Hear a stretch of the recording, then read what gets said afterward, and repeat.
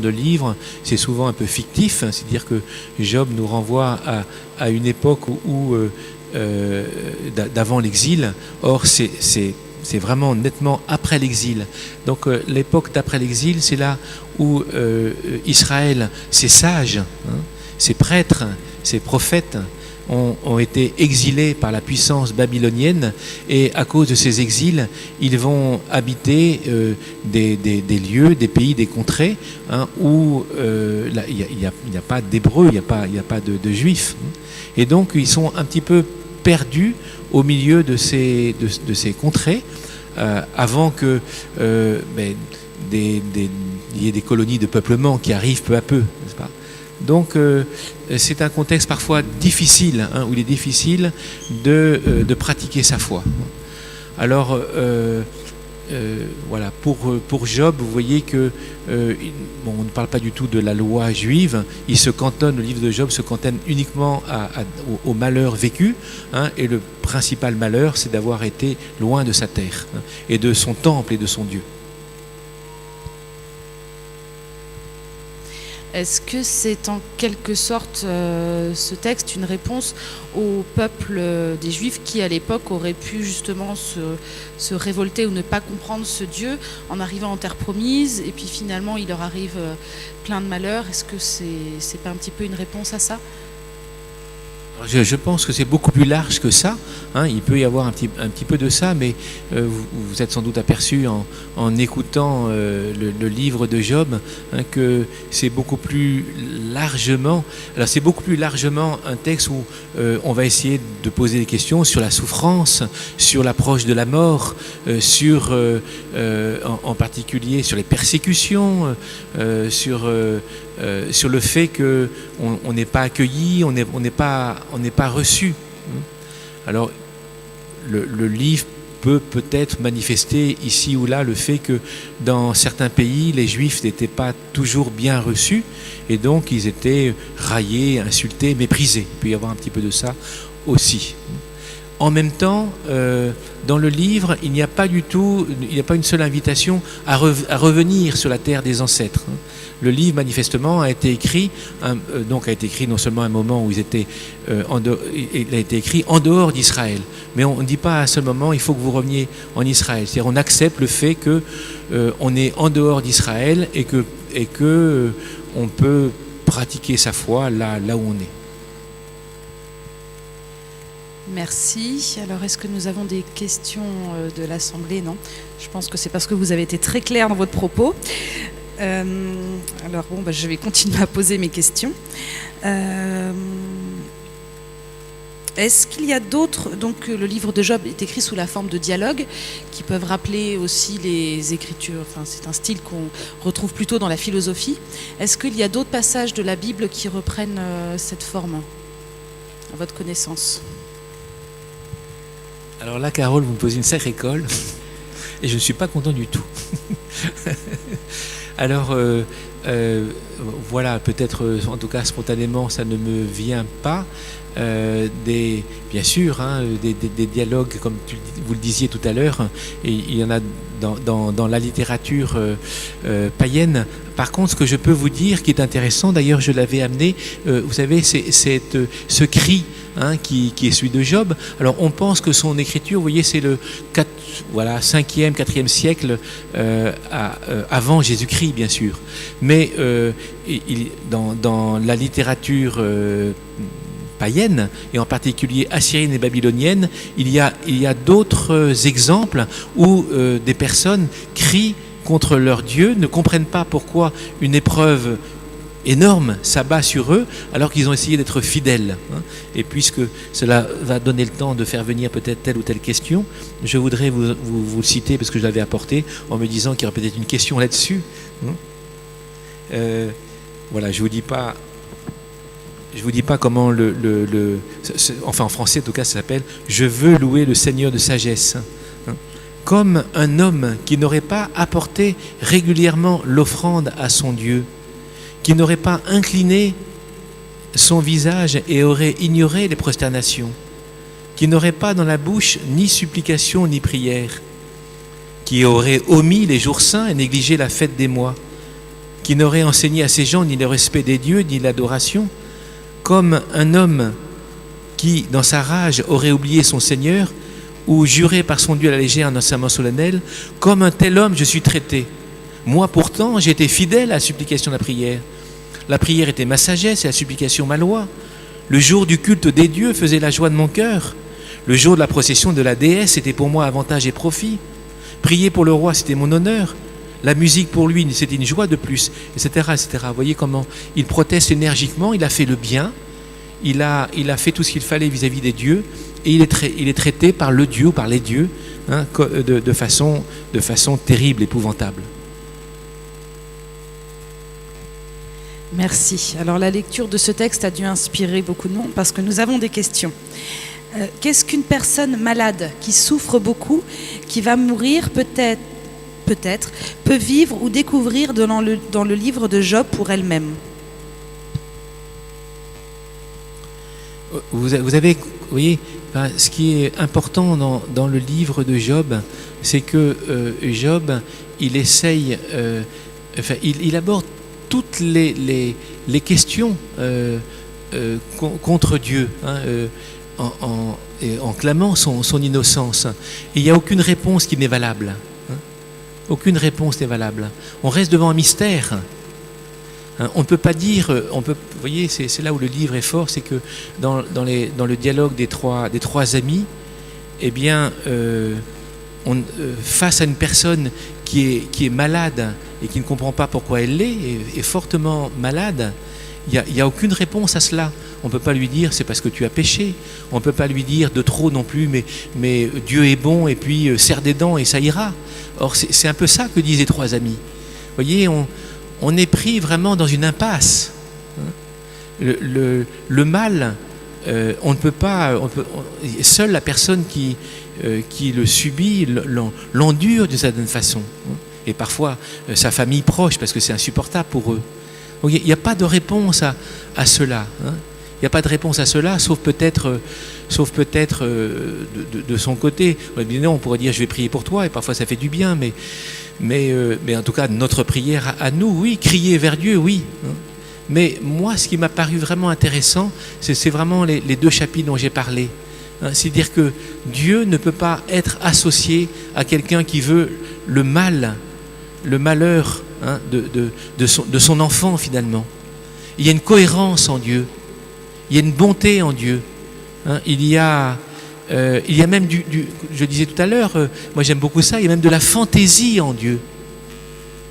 Et voilà, alors face à un malade, moi je crois que le mieux, c'est, parfois il faut se taire, il vaut mieux se taire, c'est beaucoup mieux de se taire, mais d'être à côté de lui prendre la main, d'être vraiment avec lui. Mais alors parfois il demande une parole. Si le malade dit dis-moi que Dieu ne m'a pas abandonné, il faut le lui dire. Mais vous avez peut-être éprouvé cela vous-même.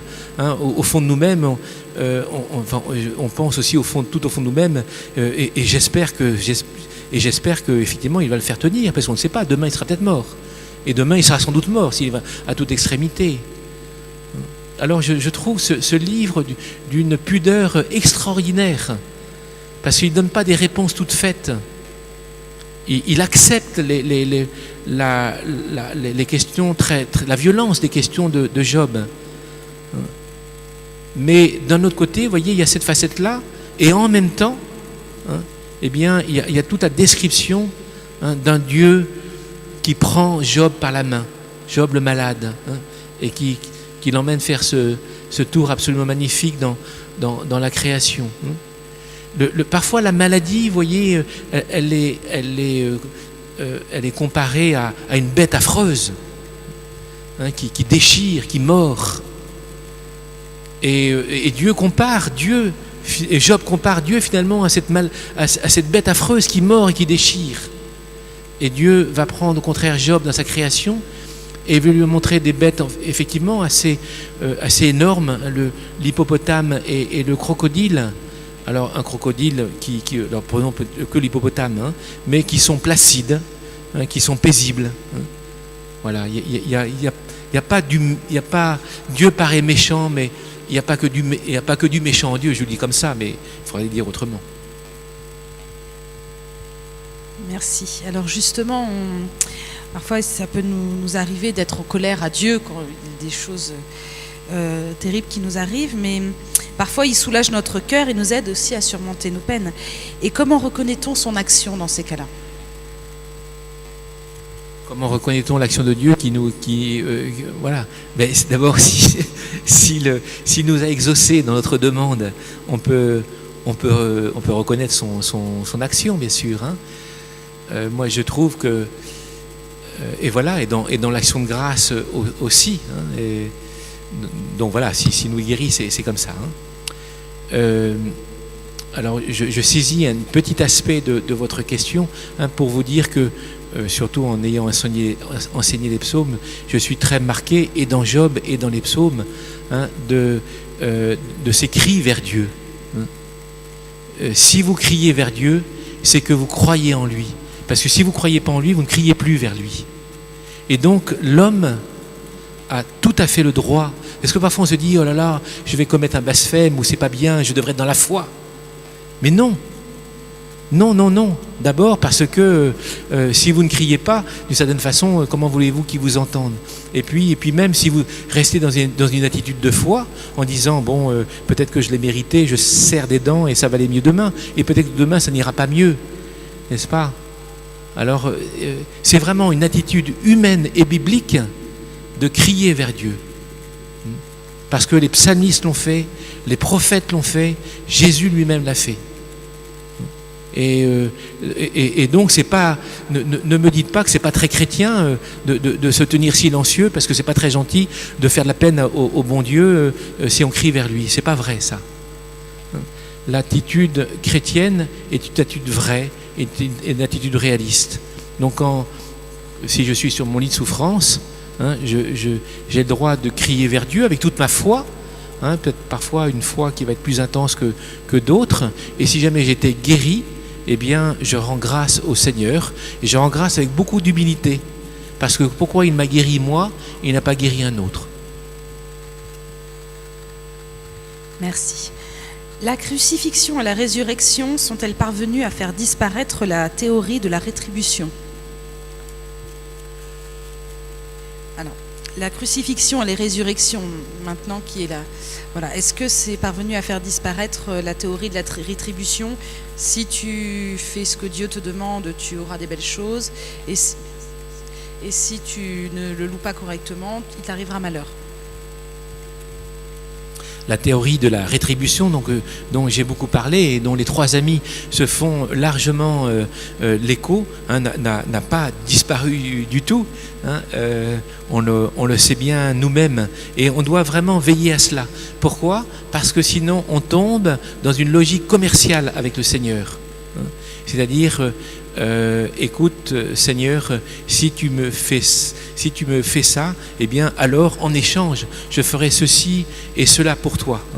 L'attitude du chrétien par excellence est d'abord l'attitude de l'action de grâce. Et le chrétien est celui qui de toute façon se sait sauvé.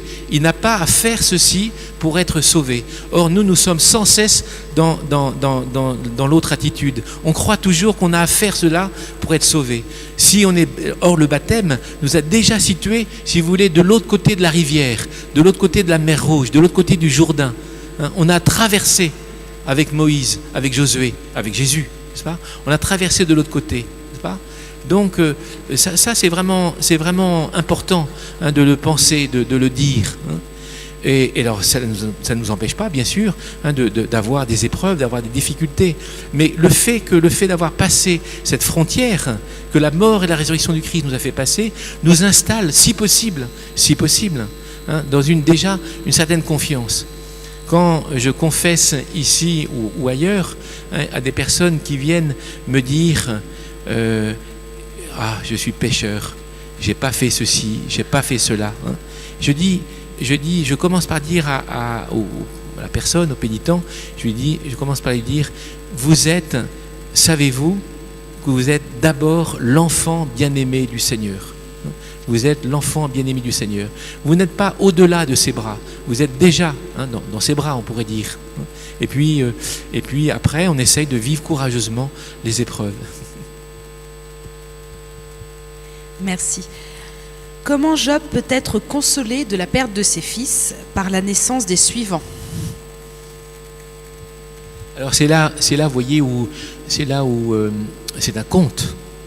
C'est un conte théologique. Et donc, c'est un peu comme les paraboles. Hein. Il ne faut pas essayer d'y voir trop, une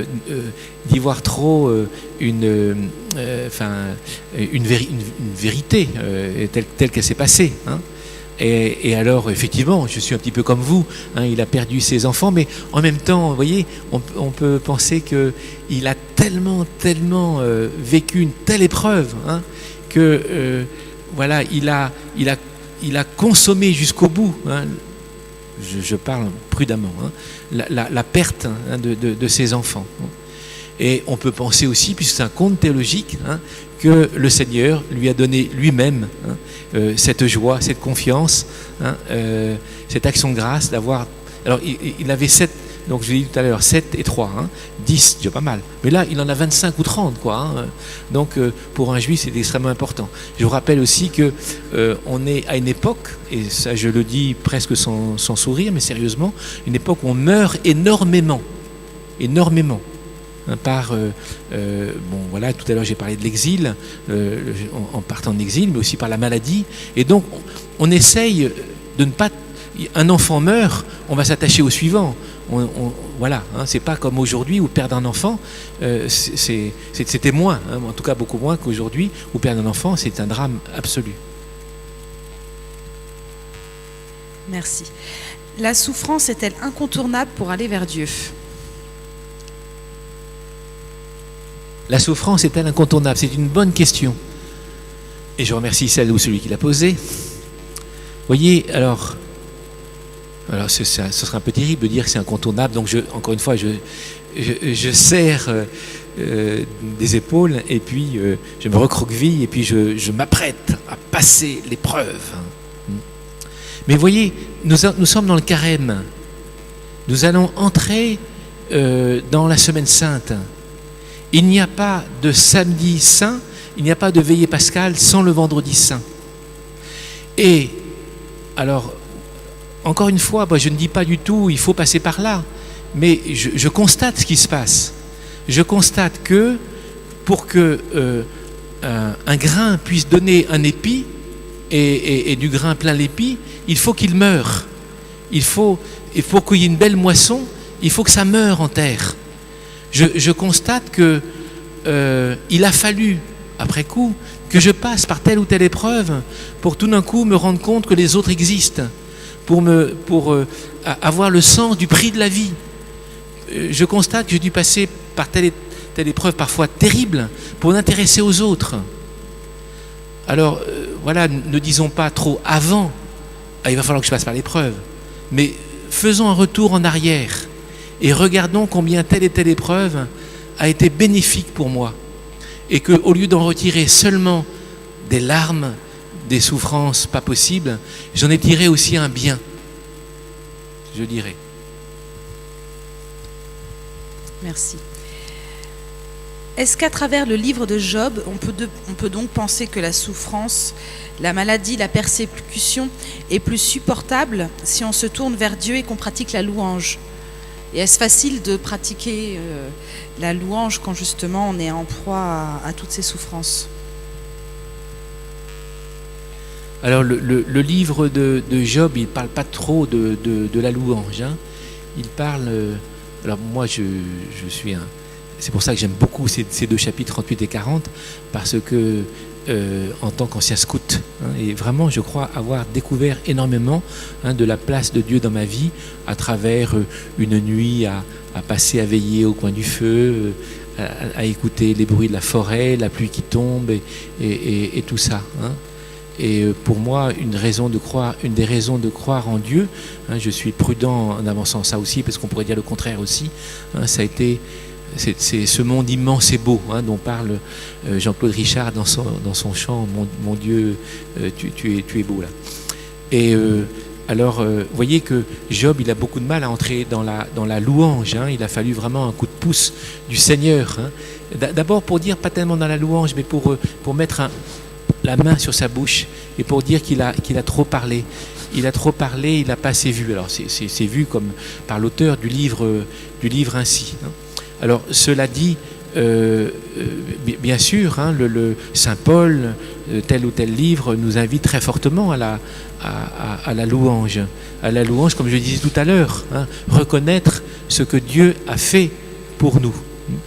Alors, il ne faut pas que la louange soit artificielle, il ne faut pas aussi qu'elle nous installe dans un monde complètement artificiel, vous voyez bien ce que je veux dire, hein, parce que c'est pas parce qu'on a loué le Seigneur que le lendemain, eh bien, il ne va pas y avoir telle ou telle chose difficile à vivre. Alors, nouvelle question. Au final, quand on lit le livre de Job, quelle est la morale de cette histoire? Est-ce qu'il y a une morale? Et quelle est-elle?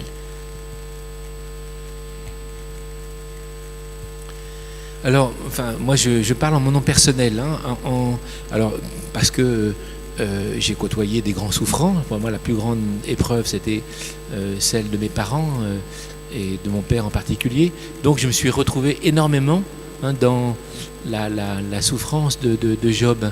Et j'ai retrouvé, vous voyez, on peut penser de façon très, très, très sérieuse et un peu tragique, hein, à ceux qui se font égorger en ce moment.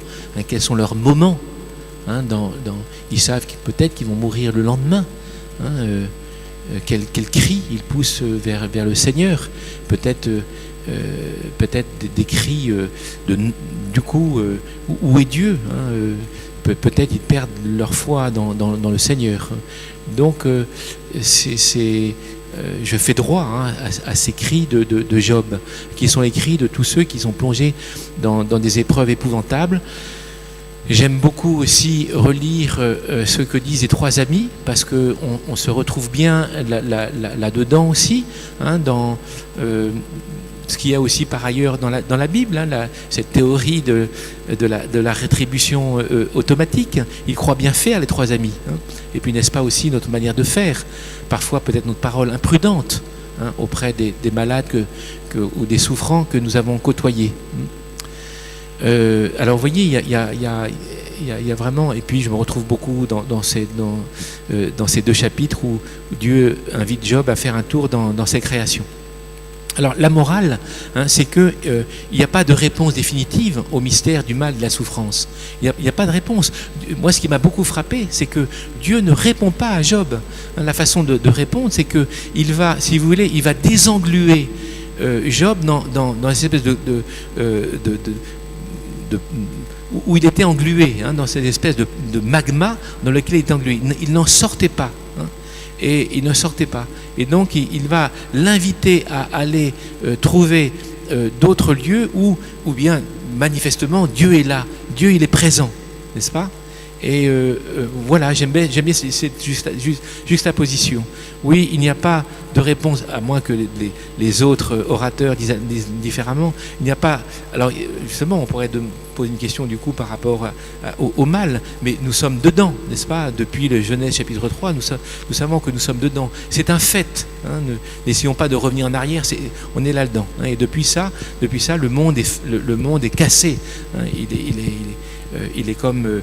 il y a une brèche. Hein, et cependant, dans cette brèche, donc, une lumière est passée, une lumière un peu diffuse, une lumière cassée, hein, qui est celle de la magnificence de la création, et au bout du compte, pour nous, bien sûr, hein, celle de la résurrection du Christ, hein, qui nous dit que, eh bien, toute souffrance, tout mal, hein, peut être sauvé, peut être transformé. Voilà un petit peu de façon assez maladroite sans doute, je dirais les choses.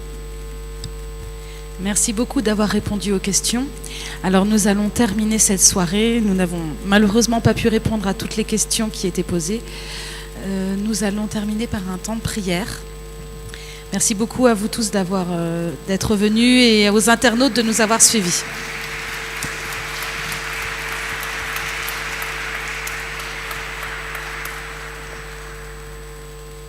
Stéphane m'a pris un peu au pied levé tout à l'heure en me disant, bien sûr, tu as prévu la prière.